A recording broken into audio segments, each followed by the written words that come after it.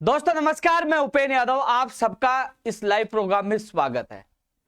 साथियों, जो 9 फरवरी को जो आंदोलन हुआ और 22 तारीख को फिर से घोषणा की गई और आंदोलन का क्या नतीजा रहा।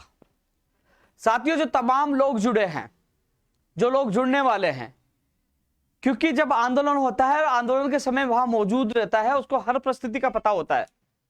और जो सोशल मीडिया के वीर है, जो सोशल मीडिया के अधिवक्ता है और जो वहां अपने आप को वरिष्ठ संवाददाता समझता है, उसको क्या पता कि धरातल पे कैसे संघर्ष होता है।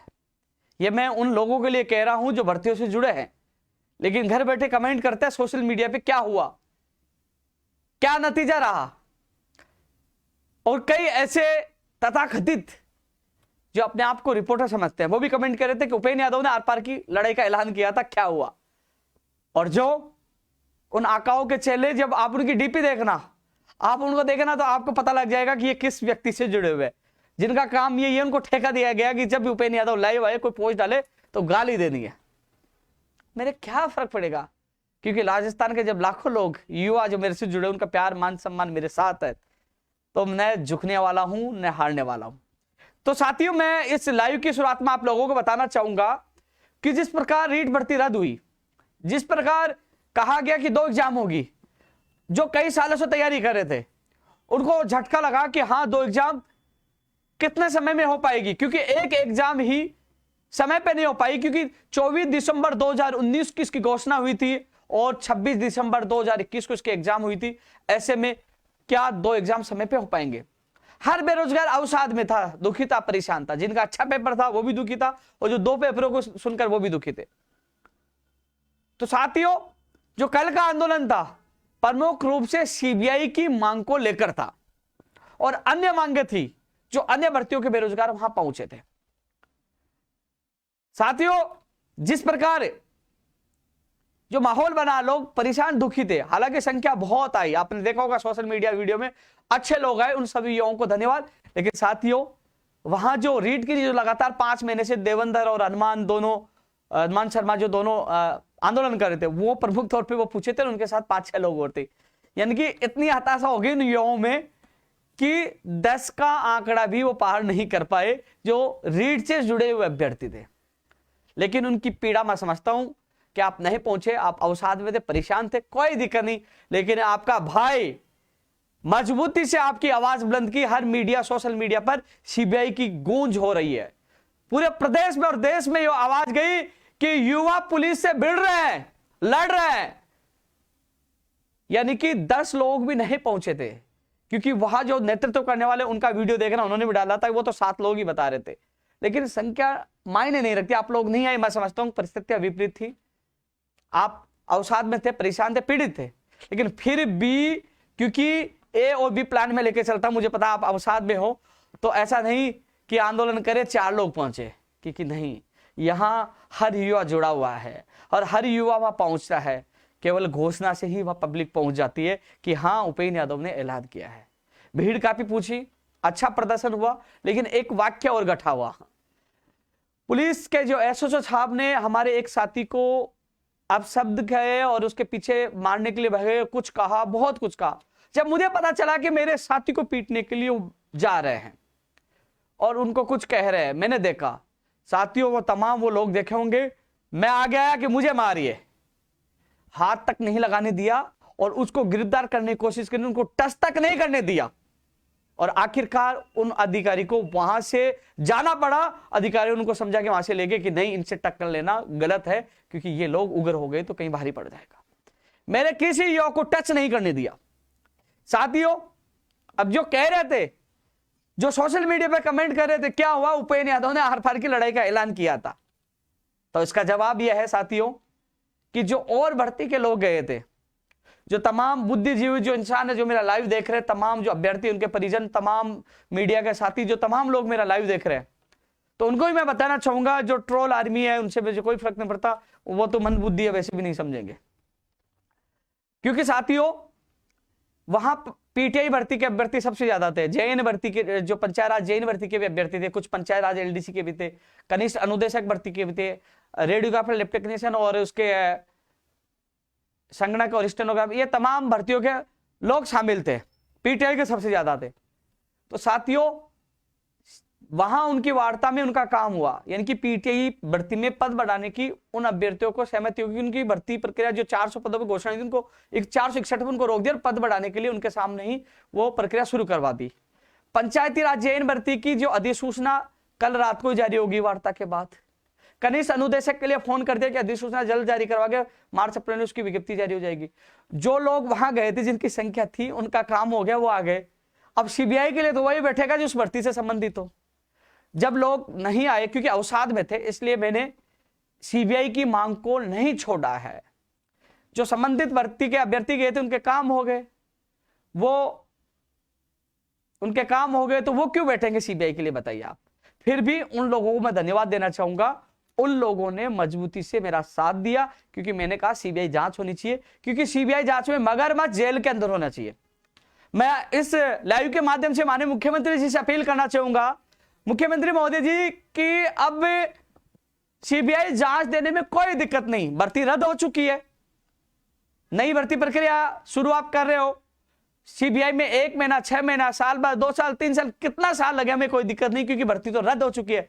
लेकिन दूध का दूध और पानी का पानी होना चाहिए, इसलिए सीबीआई को जांच आपको देना चाहिए। और सीबीआई की जांच के लिए अंतिम क्षण तक हम लड़ेंगे। 22 तारीख को फिर विधानसभा घेराव में आ रहे हैं। लेकिन जो लोग सवाल उठा रहे थे, उपेंद्र यादव ने आर पार की लड़ाई का ऐलान किया था, मैं नहीं चाहता था कि वहां बैठ के उन भर्तियों के, उन नादान जो बच्चे जो गए थे विश्वास में, उनको पिटवा दूं, क्योंकि वहां बैठते हंगामा होता, लाठीचार्ज होता और उनका मुकदमे दर्ज होते और उनका लगते लाठीचार्ज और उनकी चोट आती। यदि सीबीआई के लोग होते, कि सीबीआई की जो मांग वाले जो लोग हैं वो तो दुखी थे, उनके साथ में लाठी भी खा लेता, बैठ भी जाता। लेकिन फिर भी उन लोगों की परिस्थितियां विपरीत थी, अवसाद में थे, दुखी थे। मैं समझता हूं उनकी मांग में बिल्कुल भी कहीं भी कमजोर स्थिति नहीं आने दिया, मजबूती से उनकी आवाज उठाई है। पुलिस के धक्के भी खाए, खूब धक्के खाए, लेकिन फिर भी हमने मजबूती से आवाज उठाई है। मैं धन्यवाद देना चाहूंगा प्रदेश की मीडिया का, जिन्होंने मजबूती से बेरोजगारों की आवाज बुलंद की है। साथियों अब 22 तारीख को, क्योंकि हम पीछे नहीं हटे, हम तो लड़ाई आज भी लड़ रहे हैं, इसलिए ऐलान किया दोबारा, सीधी टक्कर सरकार से ले रहे हैं। हम तो मांग आज भी करते हैं कि जो मंत्री सुभाष जी गर्ग पर जो आरोप लग रहे हैं उनको मंत्रिमंडल से हटाया जाए, जब तक जांच नहीं हो जाए सीबीआई से।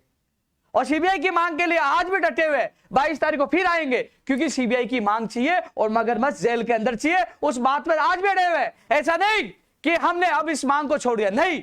9 तारीख को भी उठाया था और 22 तारीख को भी उठाएंगे, क्योंकि आज रीट के साथ हुआ है, कल पटवारी, PTI, first grade, second grade, computer, अन्य भर्तियों में होगा। तो हम चाहते हैं खेल खत्म होना चाहिए और खुलासा होना चाहिए, बेनकाब होना चाहिए, कौन राजनेता है, कौन मगरमच्छ है, उसका खुलासा होना चाहिए। सीबीआई की जांच की मांग आज भी कर रहे थे, कल भी कर रहे थे और आगे भी करते रहेंगे, इसलिए सीबीआई की जांच होना आवश्यक है। यदि सरकार ने सीबीआई की जांच नहीं दी तो इसके गंभीर परिणाम कांग्रेस को भुगतने पड़ेंगे, क्योंकि हम लोग अब रुकने वाले नहीं है, ना झुकने वाले हैं। हम इस लड़ाई को अंतिम क्षण तक लड़ेंगे। सीबीआई की जांच देना जरूरी है, जिससे खुलासा हो, क्योंकि यदि कुछ नहीं हुआ तो सरकार दे देना चाहिए, सरकार की छवि और मजबूत होगी। सीबीआई को जांच देंगे, उसमें कुछ नहीं निकलेगा, सरकार तो एक तरफा जीत जाएगी, वापस दे देना चाहिए। इसलिए युवाओं में विश्वास बढ़ेगा कि देखो युवाओं की मांग पर सीबीआई को जांच दे दी।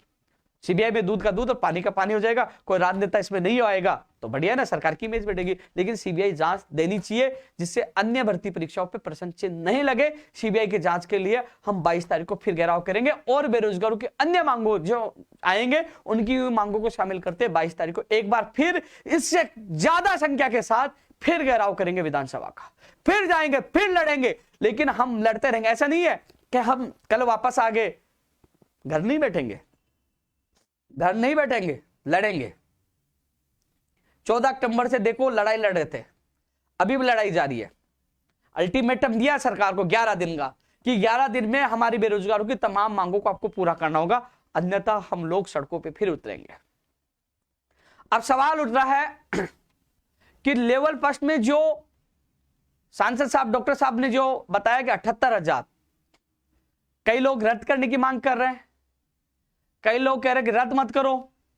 आपस में ये दो गुट बन के आपस में एक दूसरे की खींचतान सोशल मीडिया पर चल रही है। इसका एक इलाज है, डेटा सार्वजनिक किया जाए। कल भी मैंने मांग उठाई थी, कल शिक्षा मंत्री बीडी कल्ला जी के सामने जो डेलीगेशन था उनके सामने मैंने मांग उठाई थी कि साहब डेटा ओपन करने में क्या दिक्कत है, वेबसाइट पे डलवा दीजिए, पता लग जाएगा किसके कितने नंबर आ रहे हैं, कौन झूठ बोल रहा है कौन सच है। डॉक्टर साहब ने कहा कि मैं गलत हूं तो जेल में डाल दीजिए, सही कह रहे हैं वो, इसका मतलब। तो डेटा सार्वजनिक करना चाहिए, जिससे लेवल फर्स्ट में जिनके अच्छे नंबर आ रहे हैं, उन्होंने कहा 140 से ज्यादा नंबर है, तो यहां तो 135, 36, 32 भी अटके पड़े हैं जो लोग पढ़ने वाले अभ्यर्थी है।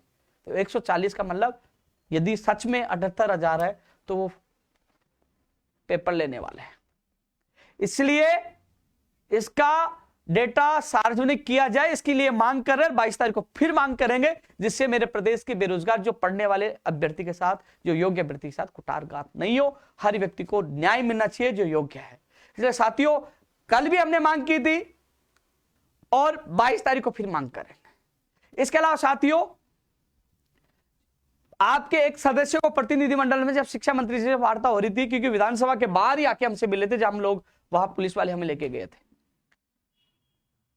आपके साथी बता सकते हैं कि मैंने मंत्री जी मोदी जी को कह दिया था कि यदि पहली बार मैंने कहा, आपने वीडियो भी देखा होगा, मेरे कहा 2-3 साल में वो एक भर्ती पूरी हो पा रही थी, वो भी रद्द हो गई।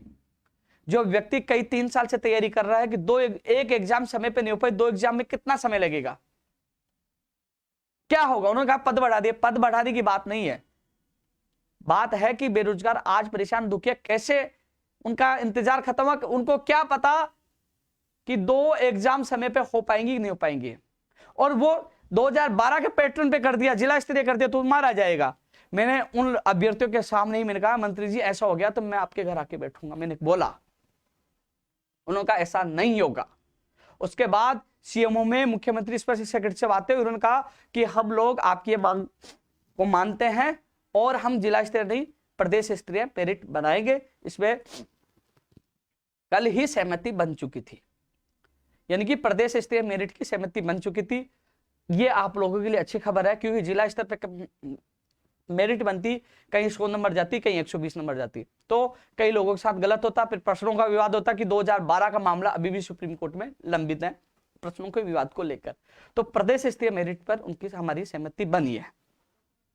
एक चीज मैंने और प्रमुख तौर पे उठाई थी, first grade, second grade, REET, आप पात्रता भी एग्जाम करवा रहे हो। मैंने कहा कि कई लोग चाहते एक एग्जाम हो, उनमें डर है कि 2 एग्जाम समय पे नहीं हो पाएगी, कई लोग इंतजार कर रहे हैं। आप रद्द करने के बजाय इनको पात्रता घोषित कर देते, लेकिन नहीं, बोले कि हमने रद्द कर दिया, क्योंकि साथियों रद्द करने का कारण एक और था, वो रद्द नहीं करते, उनको पता है न्यायालय में कोर्ट कोई ना कोई फैसला दे सकता था, तो उससे पहले उन्होंने रद्द कर दिया। क्योंकि 2013 जूनियर अकाउंटेंट और एलडीसी भर्ती में भी कोर्ट ने, जो जूनियर अकाउंटेंट मामले में कोर्ट ने भर्ती को रद्द कर दिया था पूरे सिरे से, तो उनको पता था कि कोर्ट इस भर्ती को रद्द कर सकता है, क्योंकि एसओजी की रिपोर्ट में यह आया था कि 2 दिन पहले ही पेपर लीक हो गया था। उस आधार पर न्यायालय भर्ती को रद्द कर सकता था, तो न्यायालय में सुनवाई से पहले ही उन्होंने भर्ती को रद्द कर दिया। इसलिए वो कई लोग मांग कर रहे थे कि पात्रता इसको रखी जाए, इसलिए वो पात्रता नहीं रखी जा सकती। अब 2 और 1 एग्जाम की बात थी। तो साथियों, एक एग्जाम वाला जो कह रहे हैं कि हम 3 साल से तैयारी करें, उनका भी मत सही है। कई लोग कह रहे 2 भी हो जाने चाहिए, क्योंकि पहले 1 होगी, उसमें कोई गड़बड़ी कर जाएगा तो सेकंड में नहीं कर पाएगा, 2 बार वो पेपर खरीद नहीं पाएगा, पारदर्शिता हो गया, सेकंड पेपर में सामान्य ज्ञान आएगा तो राजस्थान के अभ्यर्थियों को ज्यादा नंबर आएगा। कई उनका भी तर्क है। लेकिन मैंने कहा कि एक एग्जाम के लिए उन्होंने मामले को ठुकराया। मैंने कहा आप एक एग्जाम के मामले को, जो अभ्यर्थी के गए थे वो कह रहे थे एक एग्जाम करा दीजिए, लेकिन हमने कहा कम से कम कैलेंडर तो जारी कर दीजिए, first grade, second grade, REET और पात्रता करवा रहे और फिर शिक्षक भर्ती कर, उनका पैटर्न तो जारी कर दीजिए, जिससे बेरोजगार तैयारी तो कर पाए। करवा दीजिए, आप पात्रता करवानी तो जल्दी करवाइए, फिर शिक्षक भर्ती भी वो अभ्यर्थी देगा, वो उसकी भी तैयारी करेगा, उसमें भी अपनी आंख गड़ाएगा, खून के आंसू रोएगा वो इस भ्रष्ट तंत्र से, दुखी है, परेशान अभ्यर्थी। तो साथियों, सीएमओ और मंत्री जी के सामने वो बात रखी थी, वो कह रहे थे कि हम इसके लिए कैलेंडर के लिए अधिकारियों से बात करके जल्द से जल्द जारी करने की कोशिश करेंगे, फर्स्ट ग्रेड, सेकंड ग्रेड और रीट और पात्रता, इन सब के लिए। अब पंचायती राज एक्ट में संशोधन करेंगे, यानी कि पहले पंचायती राज एक्ट में संशोधन होगा, क्योंकि पहले रीट के माध्यम से एग्जाम थी, भर्ती थी, तो पहले भी एक्ट में संशोधन किया गया था, एक्ट में संशोधन होगा, उसकी अधिसूचना जारी होगी, उसके बाद ये 2 परीक्षा वाला पैटर्न लागू होगा। ये आपको राहत है। हमारा कल एक प्रयास इतना सा आप लोगों के सहयोग से कामयाब हुआ कि अब प्रदेश स्तरीय मेरिट पर वो सहमत हो गए। जिला परिषद का हमने विरोध किया था। अब लोग कहेंगे कि ये तो आसानी से आपकी मान ली।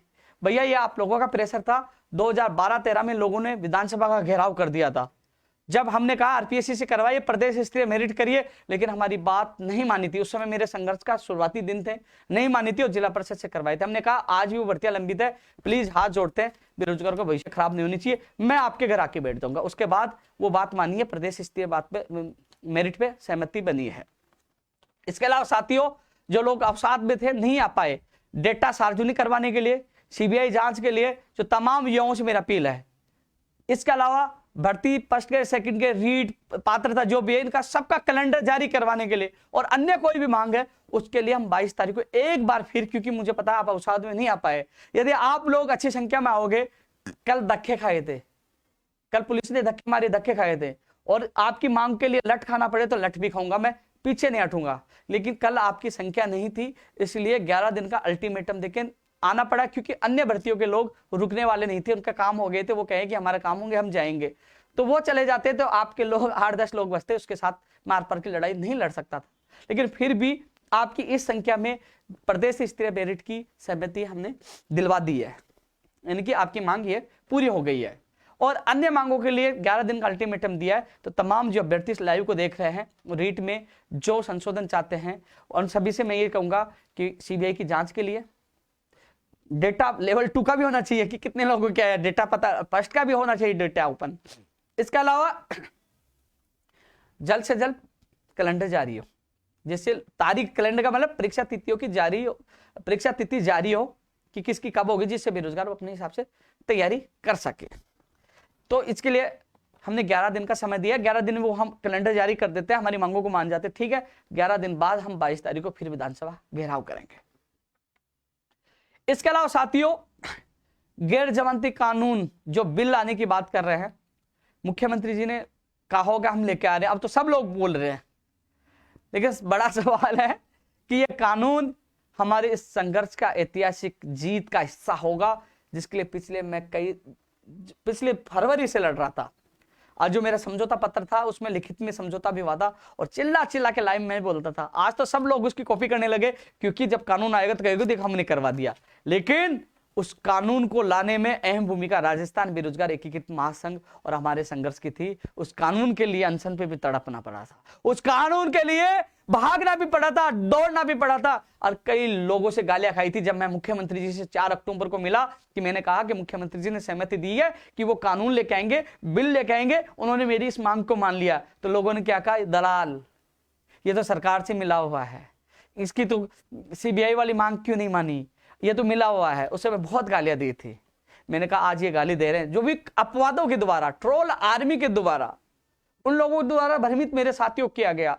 लेकिन मैंने कहा कि जब ये कानून आ जाएगा, अब जब कानून आएगा, जब युवा बेरोजगार को फायदा होगा, तब उनको याद आएगा कि एक उपेन्द्र यादव था जो लड़ झगड़ कर राजस्थान में कठोर कानून लाने में महन भूमिका निभाई और इतिहास रचने का काम किया कि राजस्थान में सरकार से सीधी टक्कर लेकर और कानून लाने के लिए सरकार को मजबूर कर दिया। और वो कानून, जो बिल, वो इसी विधानसभा सत्र में आएगा, जिसके लिए लगातार हम संघर्ष कर रहे हैं। ये एक अलग एक इतिहास है। हालांकि कॉपी पेस्ट करने वाले बहुत लोग हैं, क्योंकि उनको पता है कि ये मांग की घोषणा 17 अक्टूबर को सरकार ने कर दी थी। कब कर दी थी? 17 अक्टूबर को। उसके बाद कॉपी पेस्ट गैंग बहुत एक्टिव हो गई थी। 17 अक्टूबर को घोषणा कर दी थी।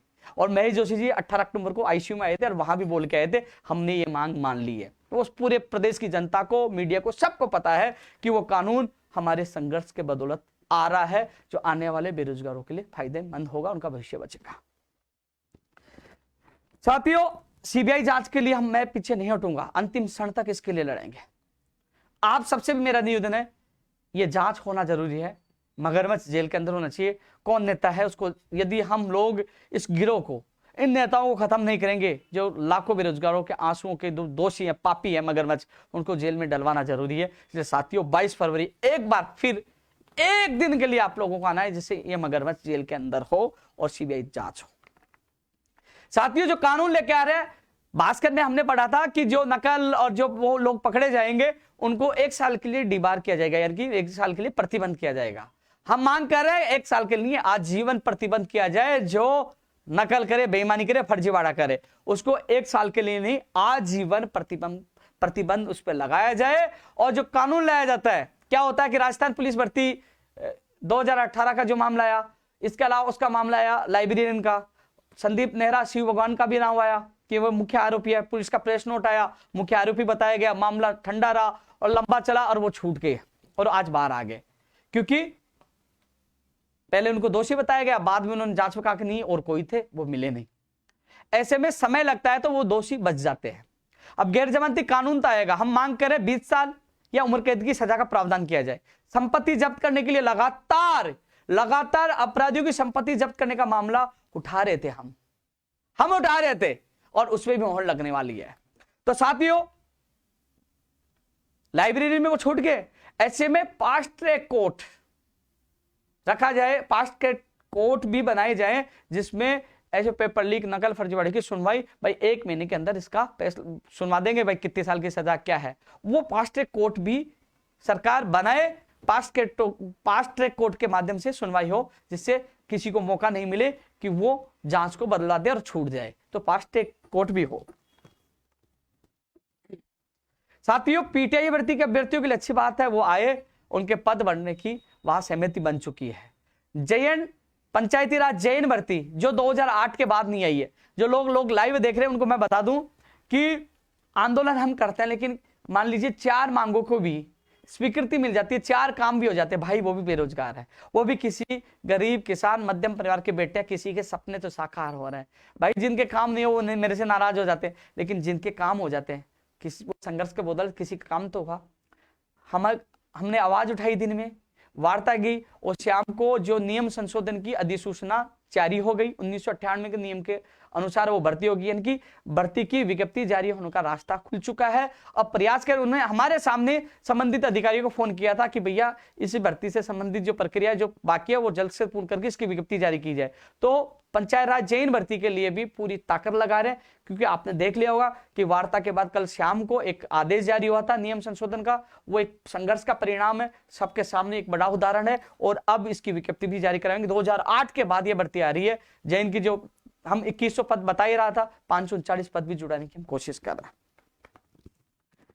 पुलिस से झड़प हुई जो आपने देखा होगा, हर युवा बेरोजगारों के लिए मैं लड़ता हूं, पीड़ता भी हूं, केस भी खाता हूं और धक्के भी खाता हूं, लेकिन मैं चाहता हूं कि मैं धक्के खा लूं, लेकिन मेरे प्रदेश के बेरोजगारों के सपने साकार, उनके माँ बाप के जो सपने हैं वो साकार, उनके घरों में खुशियां, इसलिए मैं लड़ता हूं।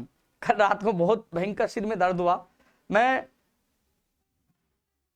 कभी मुझे टेबलेट लेने की आवश्यकता नहीं पड़ती, लेकिन कल मुझे 2 बार टेबलेट लेनी पड़ी, क्योंकि कल वहां इतनी झड़प, इतनी माथापच्ची हुई, क्योंकि युवा बेरोजगारों के भविष्य का सवाल जो था,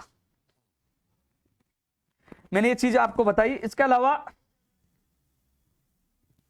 जो कृषि प्रेक्षक का जो परिणाम के लिए कई लोग कह रहे हैं एग्रीकल्चर सुपरवाइजर का, वैसे इस महीने में आने की पूरी संभावना है, लेकिन जब आएगा उससे पहले मैं ट्वीट कर दूंगा। स्टेनोग्राफर का अगले वीक में आने की संभावना है। अभी हम प्रदर्शन करके आए थे तो उन्होंने कहा था इसी महीने आ जाएगा, तो अगले वीक की संभावना है, यानी अगला वीक भी इसी महीने में है, और आने से पहले ट्वीट करके मोर बता दूंगा कब आएगा, क्योंकि मैं सोमवार को चेयरमैन साहब से एक बार बात कर लूंगा, जो भी स्थिति होगी मैं आप लोगों को बता दूंगा, लेकिन अगले वीक में आने की संभावना स्टेनोग्राफर की, और कृषि प्रेक्षक इस महीने की है।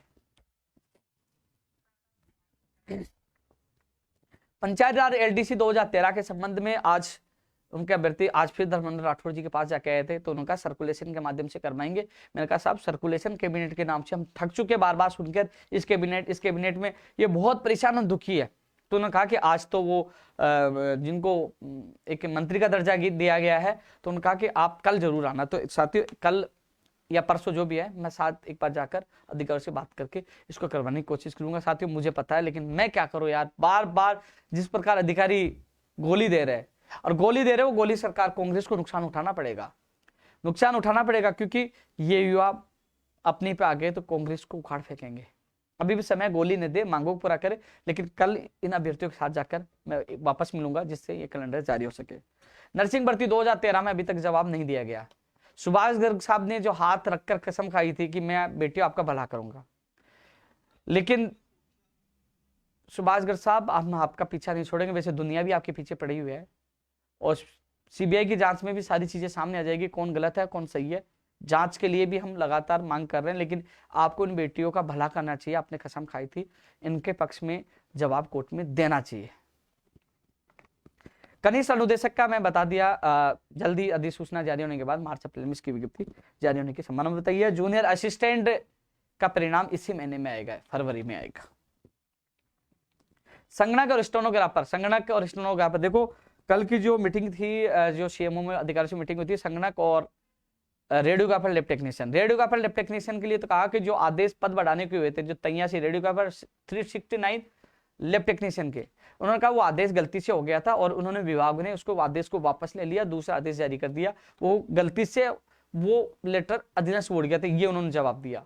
तो साथियों, इसमें मैं किसी युवा या बेरोजगार को धोखे में नहीं रख सकता। मैंने मंत्री से मुलाकात करवाई, सीएमओ ले गया, मैंने बात रखी और उन्होंने साफ मना कर दिया, लेकिन फिर भी मुझे मौका लगा तो मैं फिर भी प्रयास करूंगा। लेकिन कल की रिपोर्ट ये है कि इस संबंध में सीएमओ के अधिकारियों ने साफ मना कर दिया कि वो विभागीय लापरवाही थी, जो लेटर गलती से जारी हो गया था, लेकिन अब नहीं हो सकता, विभाग ने उस लेटर को विड्रॉ कर लिया है।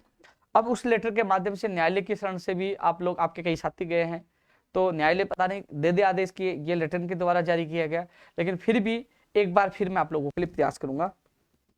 इसके अलावा संगणक के अभ्यर्थी है, उनके लिए भी वही स्थिति थी, पद बढ़ाने का मामला इनका था, रेडियोग्राफर लैब टेक्नीशियन संगणक ने साफ मना कर दिया, लेकिन इनके अभ्यर्थी आज भी मिले थे कि आप मंत्री जी के हमारे साथ चलो, तो कल मैं आपके साथ मंत्री जी के पास चलूंगा, जितनी मदद होगी आप लोगों को करूंगा। इंटरव्यू खत्म करने की मांग हम लगातार कर रहे हैं, भर्ती परीक्षा में इंटरव्यू खत्म हो, आरएस सहित तमाम भर्तियों में इंटरव्यू प्रथा खत्म हो। इंटरव्यू खत्म होगा, बाहर राज्यों को कोटा खत्म होगा, तो राजस्थान के बेरोजगारों को बहुत फायदा होगा। लेकिन जो राजस्थान के बेरोजगार जो लगातार कॉल मैसेज करते हैं, बाहरी राज्यों को कोटा कम हो, बाहरी राज्यों को कोटा कम हो, यार तुम कोटा तो के लिए तो हजारों लाखों मैसेज करते हो, और जब सवाल आता है संघर्ष का तो आप आते नहीं हो, और फिर कहते उपेंद्र यादव ने आर पार की लड़ाई का ऐलान किया था। यार कम से कम घर से तो निकला करो, तुम सड़कों पे आओगे तब सरकार जागेगी। अब विधानसभा चल रही है और तुम लोग वहां बैठ जाओगे हजारों की संख्या में, तो सरकार को वहां विधानसभा में कुछ ना कुछ करना पड़ेगा, आवाज उठेगी तो भला होगा। क्यों हम बैठ जाएंगे लट गाट के, लेकिन इसके लिए आपको आना पड़ेगा ना, चाहे बाहरी राज्य को कोटा कम करने की मांग हो, चाहे सीबीआई की मांग हो, लेकिन लड़ना तो आप सबको पड़ेगा साथियों। लेकिन आप आना नहीं चाहते हो, उपेंद्र यादव अकेला लड़ लेगा। अरे उपेंद्र यादव तो फिर भी पूरे दिन भर सुबह से शाम तक बेरोजगार उनके सपनों के लिए भागता है और लड़ता है। लेकिन फिर भी साथियों, एक बार फिर आपसे निवेदन करूंगा तमाम युवा साथियों से कि 22 तारीख को एक बार फिर मैं कोशिश कर रहा हूं, प्लीज अपने भविष्य के लिए आइए। चाहे इंटरव्यू की बात हो, खत्म करने की बात हो, चाहे वो बाहरी राज्य का कोटा कम करके राजस्थान के बेरोजगार को प्राथमिकता देने की बात हो। 69 जो स्कूल व्याख्याता में 600 निवासी पदों का जो मामला है, इस संबंध में अब आज मेरे संबंधित अभ्यर्थियों की बात है। पीसीसी चीफ जो उन्होंने वादा किया था दोपहर कातर सभा में, मैं इन अभ्यर्थियों के साथ जाकर मिलूंगा और कहेंगे कि आप अपना वादा पूरा करोगे या फिर आपका भी जुमला था। और वादा पूरा नहीं करते हैं तो साथियों हम पीछा नहीं छोड़ेंगे, जहां भी जाएंगे विरोध करेंगे, क्योंकि उन्होंने वादा किया तो वादा पूरा करना पड़ेगा। और विरोध इतना करेंगे कि 2023 में उसका परिणाम उनको चुकाना पड़ेगा। चाहे इसको आप निवेदन समझे, चाहे चेतावनी समझे, मैसेज उन तक चला जाएगा। उपेंद्र यादव ने कहा कि वो खुला विरोध करेंगे तो करेंगे, क्योंकि आपने वादा किया तो वादा आपको पूरा करना पड़ेगा। क्योंकि आपने कहा था फोन की घंटी बजेगी, प्रदेश के बेरोजगार फोन की घंटी का इंतजार कर रहे हैं कि पूर्व शिक्षा मंत्री और पीसी चीफ साहब, आपने कातर सभा में कहा था कब घंटी बजेगी, और घंटी नहीं बजी तो आने वाले चुनाव में आपकी घंटी जरूर युवा बजाएंगे। क्योंकि वादा आपने बोला है तो पूरा करना चाहिए, क्योंकि आपका एक बयान देखा कि हम जो कहते हैं वो करते हैं। तो प्लीज आप पीसी चीफ हो, जो कहा वो करिए। टीजीटी 2012 के संबंध में जो अभ्यर्थी है, इनके जो तीनों नेता हैं डेलीगेशन के, वो मुझसे एक बार आके मिले मुझसे। बीएड बीएसटी जो सेकेंड ईयर इंटर्नशिप वाले 16 सप्ताह की जो समय पर उनकी इंटर्नशिप पूरी होगी तब 2022 की रीट में वो बैठ पाएंगे। आज मैंने ट्वीट भी किया था, इनके अभ्यर्थी मुझसे मिलेंगे तो मैं उनके साथ जाकर जितनी मदद होगी मैं मदद करूंगा इन लोगों की, मंत्री से मिलूंगा और जितनी मदद होगी, लेकिन मुझसे आकर इनका डेलीगेशन मिले। साथियों, पेपर लीक को लेकर एक चीज और मैं बता दूं, वास्तव में कई युवा आपराधिक दुनिया में जा रहे हैं। कैसे? जुगाड़ कर रहे हैं कि भैया मेहनत की, मेरा नंबर नहीं आया, वो 10 लाख किसी को पता लगता है, क्योंकि जो गैंग गिरोह है वो लोगों को चुन रही है और आपराधिक दुनिया में ले जा रही है। उनसे 10-10 लाख रुपए उन पैसे दे दिए, आज उनके पैसे भी डूब गए और एसओजी की जांच में आ गया तो उसका कैरियर भी खराब हो गया। तो तमाम युवाओं से मेरा निवेदन है, प्लीज गलत रास्ते पे नहीं है, लालच नहीं करें, तैयारी करें और अपने मंजिल पाए, क्योंकि यदि गलत रास्ते पे जाओगे तो पूरा परिवार बर्बाद हो जाएगा। अब इस पेपर लीक कांड में करोड़ों रुपए लोगों के डूबे हैं। गिरोह तो लेके फरार हो गया, जेल भी चले जाएंगे, वो छूट भी जाएंगे, लेकिन सपने के साथ आपकी जो आर्थिक हानि हुई है, आपके माँ बाप को जितना नुकसान हुआ है, परिवार को नुकसान हुआ है, और आप पकड़े गए तो पूरा परिवार तबाह हो जाएगा। इसलिए प्लीज सभी युवाओं से मेरी अपील है कि किसी के लालच में नहीं आए, न गिरोह के लालच में आए, अपना भविष्य अपनी मेहनत के बदौलत बनाए। साथियों, इसके अलावा रीट लेवल 2 के जो अभ्यर्थी है, जो रद्द हुई है, जो रीट का कई महीनों से तैयारी कर रहे थे, जो तमाम जो कोचिंग जो वाले हैं, कोचिंग वाले हैं, जो तमाम कोचिंग राजस्थान के जो कोचिंग वाले हैं, उनसे मैं अपील करना चाहूंगा कि मैं आपसे हाथ जोड़ के अपील करना चाहूंगा तमाम कोचिंग वालों से, जिन जिन कोचिंगों में जो अभ्यर्थी पढ़ाई की आप लोगों से, अब वो रीट रद्द हो चुकी है और वो वापस आपके पास आए, जो कहते हैं, कई कोचिंग वाले कहते हैं कि हम छात्र हितैषी है, हम छात्रों के लिए जी जान लगाते हैं, वो तो बिल्कुल माफ करें उनकी फीस। और जो कहते हैं कि हमें तो फीस से मतलब है, उनसे मेरा हाथ जोड़ कर निवेदन है कि आप थोड़ा सा कृपा करें, आप थोड़ा दया भाव दिखाए कि इनकी परिस्थितियां विपरीत है। ये जो टीचर की तैयारी कर रहे हैं वो बड़े पैसे वाले नहीं है, गरीब परिवार से आते हैं, तो आप पूरी माफ नहीं कर सकते हो, कम से कम आधी फीस माफ करें, आधी फीस माफ करें। आपसे हाथ जोड़ के मैं निवेदन करूंगा, क्योंकि इनके आर्थिक हालात गंभीर है, इनकी पीड़ा मैं लगातार सुन रहा हूँ। कई लोगों को तो घर वालों ने मना कर दिया, मैं कोचिंग नहीं करवाएंगे, और मकान मालिक भी उनको राहत दे किराए में। मेरी अपील आप लोगों से हाथ जोड़ के अपील है, कोचिंग वालों से, मकान मालिकों से, इनको धोखा मिला है भ्रष्ट तंत्र से, भ्रष्ट सिस्टम से, पेपर लीक की वजह से, इसलिए इनके लिए आप सब लोग सहयोग करें। आपसे हाथ जोड़ के मेरा ये निवेदन तमाम कोचिंग वालों से।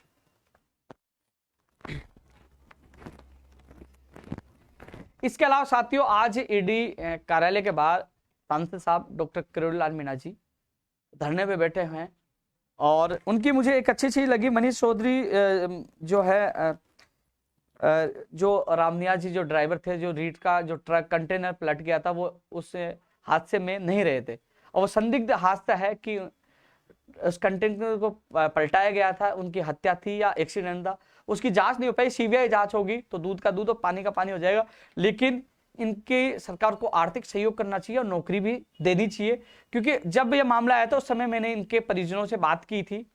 इनके शायद भतीजा होगा और उनके रामनिया जी के बड़े भाई से मेरी बात हुई थी।